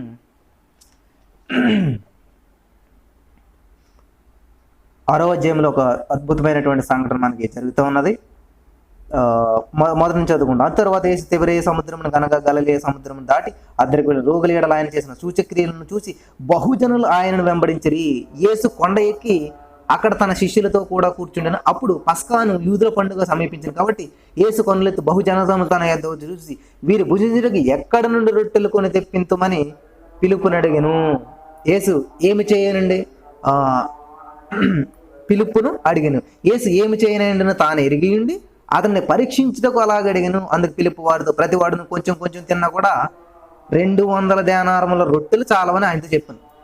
అసలు పిలుపు ఏమంటాడా? పిలుపు హృదయాన్ని పరీక్షించడానికి దేవుడు ఒక ప్రశ్న వేస్తూ ఉంటాడు. కాబట్టి దేవుడికి జవాబు తెలియక కాదు నిన్ను అడిగేది, అసలు నీ రెస్పాన్స్ ఎలాగ ఉంటుంది, నీ యొక్క రియాక్షన్ ఎలాగ ఉంటుంది తెలుసుకోవడానికి దేవుడు నీ ఎదురు కొన్ని పరీక్షలు పెడుతూ ఉంటుంటాడు. చూడండి, మాస్టర్ ఒక క్వశ్చన్ ఇచ్చి ఒక అసైన్మెంట్ పెడతాడు అంటే మాస్టర్కి జవాబు తెలియక నీకు అసైన్మెంట్ ఇస్తాడా? లేదు. నీ టాలెంట్ ఏంటో పరీక్షించడానికి స్కూల్లో ఎగ్జామ్స్ పెడుతుంటుంటారు. చూడండి, కాంపిటేటివ్ ఎగ్జామ్స్ పెడుతుంటారు, మార్క్ టెస్ట్లు పెడుతుంటుంటారు, చిన్న చిన్న అసైన్మెంట్లు పెడతారు, ఎగ్జామ్స్ పెడతారు, ఫ్రీ ఫైనల్ పెడుతుంటారు, ఫైనల్. ఇవన్నీ ఎందుకు పెడుతుంటారంటే వాళ్ళకి రాక ప్రశ్నలకు జవాబులు, వాళ్ళు అందులో ఎక్స్పర్ట్స్, వాళ్ళకి అన్నీ తెలుసు, ఆ జవాబు తెలుసు. కానీ నీ టాలెంట్ ఏంటి, నీ సత్తా ఏంటి, అసలు నీ సమాధానం ఏంటి, నీ రియాక్షన్ ఎలా ఉంటుందని నీలో ఉన్నటువంటి ఆ కెపాసిటీని తెలుసుకోవడానికి అనమాట టెస్ట్. ఎందుకని ఇక్కడ పిలుపుని తెలుసుకోవడానికి దేవుడు పరీక్షిస్తూ ఉన్నాడు. అసలు ఏం చేద్దాం బాబు అంటే వెంటనే కాలిక్యులేటర్ తీసాడంటే పిలుపు టక్ చూసి, ప్రభా ఒక్కొక్కడు కొంచెం కొంచెం తిన్నా కూడా ఎంత కావాలో తెలుసా, ఎన్ని భోజనం ప్యాకెట్లు కావాలో తెలుసా, ఇంతమంది ఉన్నారు కాబట్టి ఇంత కావాలని చెప్పి టక్క కౌంట్ చేసేసి చెప్పాడంట. పరిస్థితుల్ని మామూలుగా చూస్తున్నాడు ఫిలిప్ ఇక్కడ. చూస్తున్నప్పుడు ఏంటంట, 200 దేనారముల రొట్టెలు చాలవని ఆయనతో చెప్పిన ఆయన శిష్యులలో ఒకడు, అనగా సీమోను పేతురు సహోదరుడైన అంద్రియా, ఇక్కడ ఉన్న ఒక చిన్నవాని యొద్ద 5 రొట్టెలు 2 చిన్న చేపలు ఉన్నవని, కానీ ఎంతమందికి మాత్రం సరిపోతాయని ఆయనతో అనగా. చూడండి, వీళ్ళు ఎలా కౌంట్ చేసుకుంటే ఒక చిన్న అబ్బాయి వచ్చి నా దగ్గర 5 రొట్టెలు 2 చేపలు ఉన్నాయి అన్నాడు. ఎంత కామెడీ చూసారు అది. అంటే మనకి విషయం ముందు తెలుసు కాబట్టి పెద్ద అర్థమవట్లేదు. కానీ ఇక్కడేమో 5,000 మంది ఉన్నారు, ఇంత జనం ఉంటే ఆయన ఏం చేస్తాం, చిన్నపిల్లోడు చూడండి, చిన్నపిల్లోడు చిన్న చేపలు 5 రొట్టెలు చిన్న చేపలు 2 చిన్న చేపలు అంట. అక్కడ ఉన్నదంట కొన్ని పెద్ద చేపలా కాదు, 10 కేజీల చేపలా కాదు, చిన్న చిన్న చేపలు అంట. హల్లెలూయా. 5 రొట్టెలు 2 చిన్న చేపలు. అందుకనే పిల్లల వంటి స్వభావం గలవారైతేనే కానీ మీరు పరలోక రాజ్యంలో ప్రవేశించలేరు అని దేవుడు చెప్తా ఉన్నాడు. ఆ చిన్నపిల్లడికి అదేం తెలియట్లేదు. మీ దగ్గర ఏమైనా ఉన్నాయా అంటే వెంటనే వచ్చేసేసి, ప్రభా నా దగ్గర 5 రొట్టెలు ఉన్నాయి 2 చేపలు ఉన్నాయని చెప్పి ఆయన శిష్యుల దగ్గరికి చెప్పేస్తా ఉన్నాడు ఆ చిన్నపిల్లడు. వాళ్ళ అమ్మాయి ఏమందరూ యేసుప్రభు దగ్గరికి వెళ్తున్నావు కదరా, యేసుప్రభు దగ్గరికి వెళ్ళి నువ్వు మరి ఆ యొక్క మెసేజ్ వింటాకి వెళ్తా ఉన్నా, మధ్యలో ఆకలిస్తుంది కదా నాన్న, ఇగో 5 రొట్టెలు ఈ 2 చిన్న చేపలు ఉన్నాయి, ఈ జాగ్రత్తగా బ్యాగ్లో పెట్టుకుని వెళ్ళరా అని చెప్పి నువ్వు తినరా, ఎవరికి పెట్టకని చెప్పి వాళ్ళ అమ్మ పంపితే వాడు ఏం చేస్తా ఉన్నాడు, ఇదిగో నా దగ్గర ఉన్నాయి. హల్లెలూయా. చూడండి, 5,000 మందికి ఆకలి తీర్చడానికి చిన్న పిల్లని వాడుకుంటున్నాడు దేవుడు, చిన్న చేపలను వాడుకుంటూ ఉన్నాడు. కాబట్టి నీ సమస్య పెద్దదే అవ్వచ్చు, కానీ పరిష్కారం చిన్నదే. ఎక్కడ ఉందంటే ఆ పరిష్కారం కూడా నీలోనే ఉంది. 5,000 మందికి ఆహారాన్ని దేవుడు ఆకాశం నుంచి కురిపించలేదు. 5,000 మందికి ఆ ఆర్థిక సమస్య, ఆ కట్లతో, ఆ బంధకాల్లో, ఆకలి బంధకాల్లో ఉన్నటువంటి వారి యొక్క ఆకలిని దేవుడు ఎక్కడి నుంచో టన్నులు లారీలతో పట్టుకొచ్చి ఆకలి తీర్చలేదు. సమస్య ఎక్కడ ఉంది? మీలోనే ఉంది. పరిష్కారం ఎక్కడ ఉంది? మీలోనే ఉంది. హల్లెలూయా. కానీ అవకాశం ఎవరికి ఇవ్వాలంట? దేవునికి ఇవ్వాలి. నీ సమస్య నీలో ఉన్నా కానీ ఆ సమస్యని పరిష్కరించుకోవడం తెలియదు మనకి. కాబట్టి ఏం చేయాలి? దేవా నాకు జ్ఞానం దయచి ఎలా పరిష్కరించగలవు? ఏముంది నీ దగ్గర? ఇగో 5 రొట్టెలు 2 చేపలు, చిన్న చిన్న చేపలు ఉన్నాయి 2 అంటాడంట. సరే పట్టరండి ఇలాగా. ఎంత అలటండి దేవుడు. దేవుడికి అసలే జాలి దయేమి లేదు. చిన్న పిల్లోడి దగ్గర ఆ చిన్న 2 చేపలు తీసుకుంటాడు దేవుడు. అసలే అనిపిస్తుంది కదా మనకు నిజంగా. చిన్న పిల్లోడి దగ్గర చిన్న చిన్న చేపలు తీసేసుకున్నాడండి దేవుడు. అసలు జాలి లేదండి దేవుడికి అని చెప్పి చాలా మంది అనుకుంటూ ఉంటుంటారు. కానీ ఇక్కడ చూడండి, దేవుడు అదే ఒక విత్తనం అనమాట. 2 చిన్న చేపలు ఏం చేస్తున్నాడు? విత్తనం కింద నాడుతున్నాడు. అక్కడ దేవుని చేతిలో పెడతా ఉన్నాడు. దేవుని చేతిలో పెట్టింది ఏమవుతుంది? నీ దగ్గర అదృశ్యం అయిపోతుంది. దేవుని చేతిలో ఎప్పుడైతే నీ దగ్గర ఉన్నది పెడతావో నీ చేతులు ఖాళీ అయిపోతాయి. దేవుని చేతిలో ఎప్పుడైతే నీ దగ్గర ఉన్నాయి దేవునికి ఇచ్చేస్తావో నువ్వు శూన్యం అయిపోతావు. అందరికీ నువ్వు ఒక పిచ్చివాని వల్లే కనపడతావు. అందరి దృష్టిలో నువ్వు ఒక వెర్రివాని వల్లే కనిపిస్తూ ఉంటుంటావు. ఏమీ లేనట్టు అయిపోయినట్టు, ఖాళీ అయిపోయినట్టు కనిపిస్తూ ఉంటుంటావు. హల్లెలూయా. చాలా అద్భుతమైనటువంటి విషయాలు దేవుడు మీతో మాట్లాడుతున్నాడు ఈరోజు. నీ జీవితాన్ని దేవునికి సమర్పించేసుకున్నప్పుడు ఎందుకురా నీ జీవితం అలా చేసుకున్నావు? ఓ ఉద్యోగం లేదు, ఒక పని లేదు, ఒక పాట లేదు, ఎటు కానటువంటి జీవితం సర్వనాశనం చేసుకున్నాం కదా. సువార్తని, సేవని అలాగే వెళ్ళిపోయి పని పాట లేని వాళ్ళగా అయిపోయింది నీ జీవితం అని చెప్పి చాలా మంది అంటుంటారు. కానీ చిన్న కుర్రాడు, అరే మీ అమ్మ మంచిగా తినమని ఇస్తే 5 రొట్టెలు 2 చేపలు అట్టుకెళ్ళి అక్కడ పెట్టే ఉంది కదా బాబు. నీ తింగరతనం కాకపోతే ఇక్కడ 5,000 మంది ఉంటే నువ్వు ఆ 2 చేపలు అట్టుకుని లిక్కు నడుచుంటారు కదా అతనికి అని ఎంతమంది తిట్టి ఉండవచ్చు. ఆ తోటి పిల్లలందరూ కూడా, హే ఏం చేస్తున్నావు నువ్వు? 2 చేపలు 5 రొట్టెలా ఇయ్యున్నా నీ దగ్గర, ఈ దేవుడికి ఇస్తావు నువ్వు అని ఎటకారం చేస్తూ ఉండు. ఎవరి మాటలు పట్టించుకోవట్లేదు. చిన్న పనులు అవి ఉన్నాయండి నా దగ్గర. ఆ చిన్న హృదయం చూడండి పెద్ద సమస్యకి పరిష్కారం పలుకుతుంది. చిన్న హృదయం పెద్ద సమస్యకి పరిష్కార మార్గాన్ని చూపిస్తూ ఉన్నాడు. హల్లెలూయా. సమస్య ఎంత ఉన్నదైనా, ఎటువంటి ఆర్థిక సమస్యలైనా, ఎటువంటి పేదరికమైనా, ఎటువంటి ఆకలి సమస్యలైనా, ఎటువంటి బంధకాల నుంచి అయినా విడిపించడానికి దేవుడు సిద్ధంగా ఉన్నాడు. కానీ నువ్వు ముందుకు రావాలి, కానీ నువ్వు ఇన్వాల్వ్ అవ్వాలి. హల్లెలూయా. దేవునికి స్తోత్రం. నువ్వు ఇన్వాల్వ్ అవ్వాలి. హల్లెలూయా. చూడండి, లెక్కకు మించండి 5,000 మంది పురుషులు కూర్చున్నారంట. 2 చిన్న చేపలు ఉన్నాయంట, 5 రొట్టెలు ఉన్నాయంట. ఏదో అసలు ఎక్కడ లెక్క ఏమైనా కంపారిజన్ అవుతుందా? కౌంటింగ్ ఉన్నదా ఏమన్నా? అసలు దానికి పోల్చి ఎటువంటి లెక్క వేసినా కూడా సరిపోదు. ఎంత చిన్న ముక్కలు చేసినా, అసలే చిన్న చేపలు అంటే ఇంక చిన్న ముక్కలు ఏం చేస్తాం వాటిని? హల్లెలూయా. చాలా అద్భుతమైనటువంటి వాక్యం కదండి. చిన్న బాలుడు, నేనున్నాను, నా దగ్గర ఉన్నది ఇది, నీ వల్ల ఏమవుతుంది ఊరుకంటే లేదు లేదు లేదు. ఈ సమస్య ఎంతో తెలుసా? అసలు చాలా పెద్ద ఆర్థిక మాంద్యం వచ్చి పడిపోయింది. నీ వల్ల, నీ ప్రార్థన చేయటం వల్ల, నువ్వు చేసే చిన్న సహాయం వల్ల అది అవుతుందా? ఎంత పెద్ద సమస్య తెలుసా? నువ్వు ఇచ్చే 2 రూపాయల వల్ల సమస్య తీరిపోతుందా? నువ్వు చేసేటువంటి చిన్న ప్రార్థన వల్ల అక్కడ సమస్య సాల్వ్ అయిపోతుందా? అంటూ ఉంటారు కదా చాలామంది. అన్నారా మిమ్మల్ని ఎప్పుడు అన్నారు? అంటుంటారు. వెర్రితనంగా కనిపిస్తూ ఉంటుంది నువ్వు చేసేటువంటి పనులు, నువ్వు చేసేటువంటి ప్రార్థన, నువ్వు దేవునికి సమర్పించేటువంటి కానుకలు. కానీ ఎప్పుడైతే ఆ కుర్రోడు ఏం చేస్తున్నాడు, 5 రొట్టెలు ఉన్నాయి కదా, 2 చిన్న చేపలు ఉన్నాయి కదా, 5 రొట్టెల్లో 3 రొట్టెలు దేవునికి ఇద్దాం, 2 చిన్న చేపల్లో చిన్న చేప దేవుడికి ఇద్దాం, సగం మన దగ్గర ఉంచుకుందాం, అననీయ సఫీర్లాగా సగం ఇంట్లో పెట్టుకుందాం, సగం ఇద్దామని అనుకోవట్లేదు ఆయన. 5 రొట్టెలు 2 చిన్న చేపలు ఉంటే 5 రొట్టెలు 2 చిన్న చేపలు అట్టుకెళ్ళి దేవుడికి ఇచ్చేస్తా ఉన్నారు. భవిష్యత్తు గురించి ఆలోచించట్లేదు, ఫ్యూచర్ గురించి ఆలోచించట్లేదు ఆయన. దేవుని మాటకి ఒబీడియన్స్ చూపిస్తూ ఉన్నాడు. దేవుడు చెప్పినటువంటి దానికి విధేయత చూపిస్తూ ఉన్నాడు. హల్లెలూయా. ఆ చిన్న కుమారుడు ముందుకు రావడం వల్ల 5,000 మందికి ఆకలి తీర్చబడింది అంటే, వాళ్ళు ఏంటంటే తిని తృప్తి పొందిన తర్వాత, తృప్తి పొందడం అంటే ఏంటి? చిన్న చిన్న చేపలు తృప్తి పొందిటారు ఎవడన్నా? అక్కడ కూర్చున్న వాళ్ళకి ఆ పచ్చిక మీద లెక్కకి ఇంచుమించు 5,000 మంది పురుషులు కూర్చున్నారంట. వాళ్ళందరికీ ఎలా పెడుతున్నారంట? వరుసగా కూర్చోండి. Don't worry, don't hurry. హల్లెలూయా.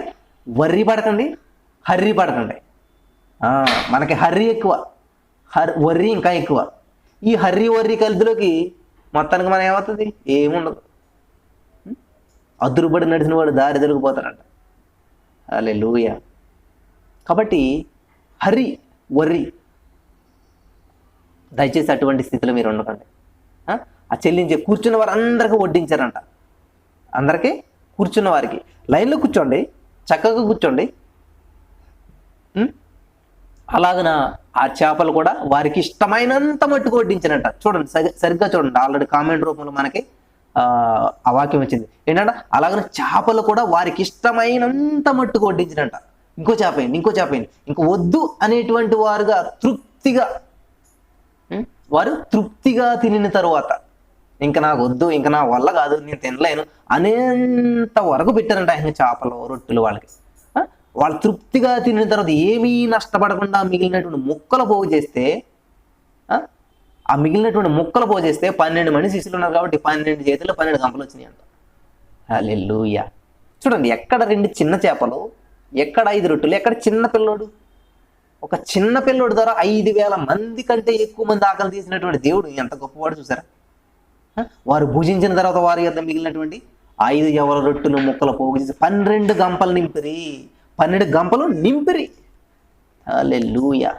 దేవుడు సమృద్ధైనటువంటి జీవంలోకి నేను నడిపిస్తూ ఉంటాడు. దేవుడు ఇచ్చేటువంటి ఆశీర్వాదం చాలా అమూల్యమైనదిగా ఉంటుంటుంది. కాబట్టి ప్రాబ్లం వల్ల ఏంటంటే నీ చేతిలో పట్టుకుని ఉంటున్నావు. నీకు ఉన్నటువంటి సమయాన్ని, బ్రదర్ నాకు సమయం లేదు బ్రదర్, నేను చాలా జాబ్ బిజీలో ఉన్నాను. ఎన్ని గంటలు చేస్తారమ్మా జాబ్? మీరు 8 గంటలు చేస్తారా? 24 గంటలు చేస్తారా? ఈ లోకంలో ఉన్నటువంటి బెగ్గర్ కూడా 24 అవర్సే. గొప్ప ధనవంతుడైనటువంటి వ్యక్తి ఎవరైతే ఉన్నారో, బిల్ గేట్స్ వాళ్ళు ఎవరున్నారో, వాళ్ళు కూడా 24 అవర్సే. ఈయన ఎందుకని రోడ్డు మీద అడుక్కుంటున్నాడు? ఆయన ఎందుకని రిచ్ మ్యాన్ అవ్వడు? యూజ్ చేసుకోవడం రాక. యూజ్ చేసుకోవాలన్నమాట. 24 గంటల్లోనే వీళ్ళందరూ సాధించారు. 24 గంటల్లోనే వీళ్ళంతా కూడా వేస్ట్ చేశారు. దినముల చెడ్డవ కనుక సమయం పోలేక అజ్ఞానుల వలె కాక జ్ఞానం కలిగిదాన్ని సద్వినియోగం చేసుకోవాలి. కాబట్టి నీకు ఉన్నటువంటి సమయాన్ని ఎలా ఇన్వెస్ట్మెంట్ చేస్తూ ఉన్నావు? దేవుని సందులో నువ్వు ఎంత సమయం గడుపుతున్నావు? ఎలా గడుపుతున్నావు? క్వాంటిటీ. నువ్వెంత క్వాంటిటీ అయినా చేసింది కదా, క్వాలిటీగా ఉన్నదా లేదా? 4 గంటల ప్రార్థనతో ఉపయోగం ఏంటి? 4 నిమిషాలు కూడా దేవుని మీద నీ మనసు కేంద్రీకరించకుండా 4 గంటల ప్రార్థనతో ఉపయోగం ఏంటి చెప్పండి? కాబట్టి చిన్న పిల్లల మనస్తత్వం, ఆ చిన్న పిల్లడికి ఏంటి, దేవుడికి ఇచ్చేది చేస్తాడు అనుకున్నాడు, నమ్మేశాడు, అతను విశ్వాసం ఇచ్చేసాడు, నా దగ్గర ఉన్న దేవునికి ఇచ్చేద్దారని చెప్పేసి. కాబట్టి నీ దగ్గర ఉన్నది ఏముంది, నీ దగ్గర ఏమీ లేదు, సమయం ఉంది నీ దగ్గర కదా, ఖాళీగా ఉన్నావు, అయినా సమయం కూడా లేదు నీ దగ్గర. సమయం లేకుండా ఎవరికి తింటాక సమయం ఉంటలేదా, పడుకోటానికి నీకు సమయం ఉంటలేదా, టీవీ చూడటానికి నీకు సమయం, ఇన్నాటికి సమయం ఉన్నప్పుడు ప్రార్థించడానికి నీకు సమయం లేదు. బ్రదర్ మేము చాలా బిజీగా ఉన్నాం బ్రదర్, జాబులో బిజీగా ఉన్నాం బ్రదర్, మా వల్ల కావడం లేదు, చేయలేకపోతున్నాం, అవి చేయలేకపోతున్నాం. లేదు, నీకు చేయాలనేటువంటి మనసు లేక నువ్వు చేయలేకపోతున్నావు తప్ప సమయం లేక మాత్రం ఎవరు ఈ కార్యక్రమాలు చేయలేకపోవట్లేదు. నువ్వు ఎంత సమయం ఉన్నా కూడా నువ్వు గాలి పీల్చుకోవడం మానేస్తావా, ఎంత బిజీ ఉన్నా కూడా నువ్వు ఊపిరి పీల్చుకోకుండా మానేస్తూ ఉంటుంటావు, ఎంత సమయం ఉన్నా కూడా నువ్వు బ్రష్ చేయడం మానేస్తావు. లేదు, ఇవన్నిటిని నెససరీగా ఎందుకు పెట్టుకుంటావు అంటే అవి ఖచ్చితంగా చేయాలి కాబట్టి. అలాగే నీ లైఫ్ స్టైల్లోకి వెళ్ళిపోవాలన్నమాట ఇవి దేవుని విషయాలకి కూడా. అలా వెళ్ళినప్పుడు ఖచ్చితంగా దేవుడు మిమ్మల్ని ఆశీర్వదిస్తాడు. ఒక చిన్న బిడ్డను వాడుకుని, ఒక చిన్న బిడ్డ ముందుకు వచ్చినప్పుడు ఆ చిన్న బిడ్డ ద్వారా ఏం చేశాడంట, నిజంగా ఆ అబ్బాయి తినుంటే ఆ 2 చిన్న చేపలు 5 రొట్టెలు సరిపోకపోయి అతనికి తృప్తి పడకపోయేవాడేమో, ఏమైపోయింది, అతను ఆర్థిక సమస్యల్లోనే ఉండేవాడేమో. ఆ చిన్న బాలుడు ఏం చేస్తాడంట, ఇంకా ఆకలితో ఉండేవాడేమో, మళ్ళీ కొంచెంప్పటికి ఏం చేస్తాను, కొద్ది సమయం అయ్యాక మళ్ళీ ఆకలేసేదేమో. కానీ ఏం చేస్తున్నాడంట, చాలా మంచి మాట చెప్తున్నాడండి దేవుడు. వారు తృప్తిగా తినిన తర్వాత అంట, తినకుండా ఉండడం కాదు, వారు తృప్తిగా తినిన తర్వాత ఏమీ నష్టపడకుండా మిగిలినటువంటి ముక్కలు, నష్టం ఉండదండి దేవుడు చేసేటువంటి దేంట్లో కూడా. నువ్వు ఎంత పెట్టుబడి పెట్టినా ఎంత చేసినా నష్టం అనేది వాటిల్లదు నీకు దేవునికి ఇచ్చినప్పుడు. తృప్తి అనేది ఉంటుంది అనమాట. ఎప్పుడైతే నీ దగ్గర ఉన్నది దేవునికి సమర్పించావో తృప్తి అనేది ఉంటుంది. నా జీవితంలో నేను నా సమయాన్ని అంతా కూడా అనవసరంగా గడుపుతూ ఉండేవాడిని. లాస్ట్ 1-2 years బ్యాక్ చూస్తున్నట్లయితే ఎలా గడిపానో తెలియలేదు నాకు సమయం అంతా. కానీ ఇప్పుడు నేను నా సమయాన్ని అంతా దేవునికి ఇచ్చినప్పుడు ఆ సమయం అనేక మందికి ఆశీర్వాదకరంగా అయిపోతుంది. కొద్ది సమయాన్ని నా దగ్గర ఉన్నటువంటి ఇదిగో ప్రభా, నా దగ్గర ఇదే ఉంది, ఈ టైంలో నేను ఖాళీగా ఉంటాను, ఈ సమయంలో నేను మధ్యాహ్నం అంతా కూడా ఖాళీగా ఉంటాను, ఈ సమయంలో రెస్ట్ తీసుకోవచ్చు, ఈ సమయంలో నేనేం చేసి, కానీ ఈ సమయాన్ని ప్రభావ నీకు ఇచ్చేస్తున్నాను ప్రభావ, ఇదిగోతున్నా ప్రభావ, ఇదే ఉంది నా దగ్గర అని నేను నా హృదయపూర్వకంగా నా సమయాన్ని కొంచెం దేవునికి ఇచ్చినప్పుడు పట్టిరా ఆ సమయాన్ని అనేక మందికి ఆశీర్వాదకరంగా మార్చేస్తాను, ఆ సమయాన్ని అనేక మందికి తృప్తికరంగా మార్చేస్తాను, ఆ సమయాన్ని అనేక మందికి ఆకలి తీరుస్తాను, ఆ సమయాన్ని ఉపయోగించి అనేక మంది బంధకాల నుంచి విడిపిస్తాను, ఆ సమయాన్ని ఉపయోగించి అనేక మందిని దేవుని వైపు నడిపిస్తాను, ఆ సమయాన్ని ఉపయోగించే అనేక మంది జీవితాల్లో గొప్ప గొప్ప అద్భుతాలు చేస్తానని దేవుడు చెప్పాడు. హల్లెలూయా, దేవునికి స్తోత్రం. నీ దగ్గర ఏమీ లేదనుకుంటున్నావా, నేను కూడా బిజీనే, మార్నింగ్ 5:30కి వెళ్తాను, నేను 1కి వస్తాను, భోజనం చేస్తే రెస్ట్ తీసుకొచ్చి నేను, కానీ ప్రభు ఇదిగో నా దగ్గర ఇదే ఉంది, నా దగ్గర ఇంతకు అంతకుమించి ఏం లేదు, నేనేం చేయలేను, కానీ ఇది నేను నీ సన్నిధిలో విత్తనంగా నాటేస్తానేసయా, నీకు ఇచ్చేస్తానేసయా అన్నప్పుడు దేవుడు ఏం చేయడు తెలిసి దాన్ని అద్భుతంగా ఆశీర్వదించాడు. అద్భుతంగా ఆ చిన్న విత్తనమే ఆవగించి అన్నిటికంటే చిన్నదే, ప్రభు నేను అందరికంటే చిన్నవాడిని, నా దగ్గర ఏమీ లేదు, కేవలం ఇదే ఉంది, దాన్ని నీకు ఇచ్చేస్తానేసయా అన్నప్పుడు నువ్వు నిద్రపోతున్నావా చక్కగాను, నీకున్న రెస్ట్ టైం అనుకుంటున్నావు అది. ఆ చిన్న కుమారుడు కూడా దాని దగ్గర ఉన్న తన తృప్తిగా తన సంతోషం కూడా వాడుకోవచ్చు. లేదు ఇది నీకు ఇచ్చేస్తానేసయా, ఇదే ఉంది నా దగ్గర అని ఏం చేశాడు, దేవుడికి సమర్పించేసుకున్నాడు, విడిచిపెట్టేశాడు దేవుడు. చూడండి, చిన్న పిల్లడి కోసం ఈరోజు మనం ఇంత చెప్పి ఎన్ని వేల సంవత్సరాలు అయింది, 5 రొట్టెలు ఎంచుకుంటాయా, ఆ 2 చేపలు ఎంచుకుంటాయి, ఎప్పుడు అయిపోతాయి. అక్కడ విషయం రొట్టెలు కాదు, చేపలు కాదు, ఆ హృదయ స్థితి గురించి ఈరోజు మనం ధ్యానించుకుంటూ ఉన్నాం. హల్లెలూయా. నా ప్రియమైనటువంటి సహోదరి స్నేహితులరా, కాబట్టి నీ జీవితాన్ని నువ్వు ఎలా ఉపయోగించుకుంటూ ఉన్నావు, దేవుడు నీకు ఇచ్చినటువంటి ఆ సమయాన్ని, దేవుడు నీకు ఇచ్చినటువంటి తలాంతులను నువ్వు ఎలా ఉపయోగిస్తున్నావు, నీ స్వార్థానికైనా, నీ బ్రతుకైనా, నీ జీవితమైనా, నీ ఇల్లేనా, నీ పిల్లలైనా, అంతేనా? ఎదుటి వాళ్ళ కోసం అసలు ఆలోచిస్తూ ఉన్నావా? చిన్నపిల్లడు 5,000 మంది కోసం ఆలోచిస్తూ ఉన్నాడు అండి, చిన్నపిల్లడు అండి. బ్రదర్ నాకు ఎక్కడుంది బ్రదర్ అంత టైం, నాకు ఎక్కడుంది బ్రదర్ అంత టాలెంట్ అంటూ ఉన్నావా ఈ రోజున? లేదు. నీ చిన్న ఆ తలాంతును ఉపయోగించే దేవుడు గొప్ప గొప్ప కార్యాలు చేస్తూ ఉంటాడు, మహోత్తర కార్యాలు చేస్తూ ఉంటాడంట. హల్లెలూయా, థ్యాంక్ యూ జీసస్, వందనాలు యేసయ్య. నా ప్రియమైనటువంటి సహోదరి స్నేహితులారా, మరి నిజంగా ఆ చిన్న బాబును వాడుకుని, ఆ చిన్న చేపలను వాడుకుని దేవుడు అనేక మందిని తృప్తిపరిచాడు. ఈరోజు నువ్వు చిన్న వ్యక్తివి అవ్వచ్చు, నీ దగ్గర ఉన్నది కొంచెమే అవ్వచ్చు, కొంచెం పిండి ఉందంట వాడి దగ్గర, కొంచెం నూనె ఉన్నదంట, కానీ 3.5 సంవత్సరాలకు సరిపోయేలా చేసేట కొంచెంనే. ఎప్పుడు దైవ సేవకుడు చేతిలో పెట్టినప్పుడు, దైవ సేవకుడు మొదట రొట్టె ఇచ్చినప్పుడు, ఈ చిన్నపిల్లడు ఆ చిన్న చేపలని రొట్టెల్ని దేవుని చేతిలో పెట్టినప్పుడు 5,000 మంది పురుషులు అంట లెక్కకు మించారంట, 5,000 మంది మించారు. అంటే వాళ్ళకి భార్యలు ఉంటే 10,000 మంది, వాళ్ళకి పిల్లలు ఉంటే ఒక 5,000 మంది వేసుకోండి, మొత్తం 15,000 మంది దాటిపోయింది అనమాట. కానీ 2 చిన్న చేపలై 5 రొట్టెలు తృప్తి పరిచేసిందంట, తృప్తి. కాబట్టి తృప్తి అనేది ఎక్కడ ఉందంటే నువ్వు చేసే పనిలో తృప్తి ఉండదు తప్ప నువ్వు ఇచ్చేటువంటి దానిలో కాదు తృప్తి అన్నది. కాబట్టి నువ్వు ఏ విధంగా ఇస్తున్నావు, నువ్వు ఏ విధంగా చేస్తున్నావు అన్నది నీ మైండ్ సెట్లో ఉంటుంది అనమాట తృప్తి అనేది. హల్లెలూయా. నీకు పెద్ద ఇల్లు ఉండొచ్చు, తృప్తి ఉండకపోవచ్చు, పెద్ద మంచం ఉండదు, సరైన నిద్ర పట్టకపోవచ్చు. కానీ ఎప్పుడైతే దేవునికి నువ్వు సంతృప్తిగా నువ్వు స్తుతించగలుగుతావు, దేవునికి నువ్వు సమర్పించుకుంటావు, దేవునికి నువ్వు ఇవ్వగలుగుతావు, అప్పుడు నీ జీవితంలో సర్వ సమృద్ధి వస్తుంది అంటండి. హల్లెలూయా, దేవునికి స్తోత్రం. హల్లెలూయా. నా ప్రియమైనటువంటి సహోదరి స్నేహితులారా, దేవుడు ఎంత అద్భుతమైనటువంటి వాడు చూడండి. ఆ చిన్న పిల్లడి దగ్గర ఇచ్చుకుంటే అందరూ కూడా చాలా ఏంటి అసలు ఇలా చేస్తున్నాడు, చిన్న పిల్లడి దగ్గర కూడా రొట్టెలు ఇచ్చేసుకుంటా అనుకుంటారు. కానీ దేవుడు ఏం చేశాడంట, అవి ఇచ్చుకుని ఆయన తినలేదే, అవి ఇచ్చుకుని ఆయన శిష్యులకి ఇవ్వలేదే, అవి ఇచ్చుకుని అవి తీసుకుని వాటి కోసం ప్రార్థించాడు, ఆకాశం వైపు కన్నులు ఎట్లాడు, వాటిని ఆశీర్వదించాడు, తిరిగి మళ్ళీ ఇచ్చేస్తాడు. మరి ఎందుకు ఇచ్చుకోవాలంట, ఎందుకు ఈ ప్రాసెస్ అంతా? నీ హృదయ స్థితి ఏంటో తెలుసుకోవాలి కాబట్టి నీ దగ్గర నుంచి దేవుడు తీసుకుంటూ ఉంటాడు. ఆ భూమి ఏం చేస్తుందంట, నువ్వు ఇచ్చినట్టు విత్తనాన్ని తీసుకుంటుంది. భూమికి ఏమైనా అవసరం ఆ విత్తనం? No no no no. ఆ భూమి ఏం చేస్తుందంట, నువ్వు ఇచ్చినట్టు విత్తనాన్ని చంపి పడేస్తుంది. నువ్వు ఇచ్చినటువంటి విత్తనంలో ఏమీ జీవం లేదు, కానీ అయిపోయింది దాని పని. నువ్వు ఇచ్చినటువంటి విత్తనాన్ని ఏం చేస్తుందంట, అది తిరిగి మళ్ళీ రీప్రొడ్యూస్ చేస్తుంది నీ కొరకే. ఆ విత్తనాన్ని 1000 చేసిస్తుంది నీకు, ఆ విత్తనాన్ని మహావృక్షంగా మారుస్తుంది, ఆ విత్తనం నుంచి జీవాన్ని వచ్చేలా చేస్తుంది అనమాట భూమి. ఆ విత్తనము భూమిలో పడనంత చేపు, ఆ విత్తనంలో భూమిలో పడి విత్తనం అది చావనంత చేపు నీ చేతిలోనే ఉంటుంది, నీకు కూడా ఉపయోగపడదు అనమాట. కాబట్టి ఈ రోజున నీ చేతిలో విత్తనం పెట్టుకుని జీవిస్తేస్తానున్నా, దాన్ని విడిచిపెట్టు, ప్రభు చేతిలో పెట్టు. అది నీకును నీ ద్వారా అనేక మందికి ఆశీర్వాదకరంగా మారుతుంది. నా ప్రియమైనటువంటి సహోదరి స్నేహితులారా, దేవుడు అంత స్పష్టంగా మాట్లాడాడు. ఈరోజు నీ ఆర్థిక సమస్యలకు పరిష్కారం నీ చేతిలోనే ఉన్నది. దాన్ని బాగా గట్టిగా పట్టుకుని ఉన్నావు, దాన్ని హోల్డ్ చేసేసావు, దాన్ని విడిచిపెట్టలేదు నువ్వు. దాన్ని విడిచిపెట్టి దేవుని చేతిలో పెట్టినప్పుడు ఖచ్చితంగా నీ యొక్క సమస్యకి పరిష్కారం కనుగొంటావు. కాబట్టి సమస్య నీ దగ్గర ఉందా, పరిష్కారం కూడా నీ దగ్గరే ఉంది. మరి దేవునికి అవకాశం ఇస్తావా? నీ ద్వారానే నీ సమస్యను పరిష్కరించుకునేలాగా దేవుడు చేస్తాడు. నీ ద్వారానే నీ సమస్యను పరిష్కరించుకునేలా చేస్తూ ఉంటాడు. 5,000 మందికి ఉన్నటువంటి ఆ 5,000 మందిలో ఉన్నటువంటి ఒక చిన్న వాణి ద్వారానే 5,000 మంది ఆకలి తీర్చాడు దేవుడు. కాబట్టి నీ జీవితంలో నీ దగ్గర ఉన్నటువంటి ఒక చిన్న ఐడియానే నీ జీవితాన్ని మారుస్తుంది. ఆ చిన్న పిండి తొట్టులో చిన్న రొట్టె ఆమె జీవితాన్ని అంతటిని కూడా మార్చింది. వాళ్ళంతా కూడా సమృద్ధి అయినటువంటి జీవితాన్ని జీవించారు. ఆమె ఆర్థిక సమస్యల నుంచి విడుదల పొందింది, ఇక్కడ ఉన్నటువంటి ఆకలి సమస్యల నుంచి కూడా విడుదల పొందారు. కాబట్టి నువ్వు ఆ ముందుకు వచ్చేటువంటి వ్యక్తిగా నువ్వు ఉంటావా? దేవునికి సమయం ఇచ్చేటువంటి వ్యక్తిగా నువ్వు ఉంటావా? ఎదుటి వారి కొరకు ఆలోచించేటువంటి వ్యక్తిగా నువ్వు ఉంటావా? లేకపోతే నాది ఆర్థిక సమస్యలు, నా ప్రాబ్లమ్స్, నా జీవితం ఇది, మాది పేదిల్లు, మాది పూరిల్లు, నాకు ఉద్యోగం లేదు, నేను నిరుద్యోగిని, నా జీవితం ఇది, నాకు పెళ్లి కాలేదు, ఇది ఇలా నీ గురించి నువ్వు చెప్పుకుంటుంటావా? ఎదుటి వారి గురించి ఎప్పుడైతే ఆలోచిస్తావో, ఎదుటి వారికి ఎప్పుడైతే నువ్వు సహాయం చేయాలని చూస్తావో, ఎదుటి వారి కొరకు ఎప్పుడైతే ప్రార్థించాలని చూస్తావో, దేవుడు నీ ద్వారా అనేక మందికి గొప్ప ఆశీర్వాదాన్ని దేవుడు ఇస్తూ ఉంటాడు. నేను కూడా నేను చూసుకున్నంత కాలం నాకు పెళ్ళి అవ్వట్లేదు, నాకు ఉద్యోగం రావట్లేదు, నేను చూసుకున్నంత కాలం నేను అలాగే ఉన్నాను. ఎప్పుడైతే ఎదుటి వారి కొరకు ప్రార్థన చేయడం ప్రారంభించాను, ఉద్యోగం లేదు నాకు, కానీ నేను ప్రార్థిస్తే ఉద్యోగాలు ఇవ్వడం ప్రారంభించాడు. నాకు మ్యారేజ్ అవ్వట్లేదు, కానీ నేను ప్రార్థిస్తే అనేక మంది మ్యారేజ్ అవ్వడం దేవుడు చేశాడు.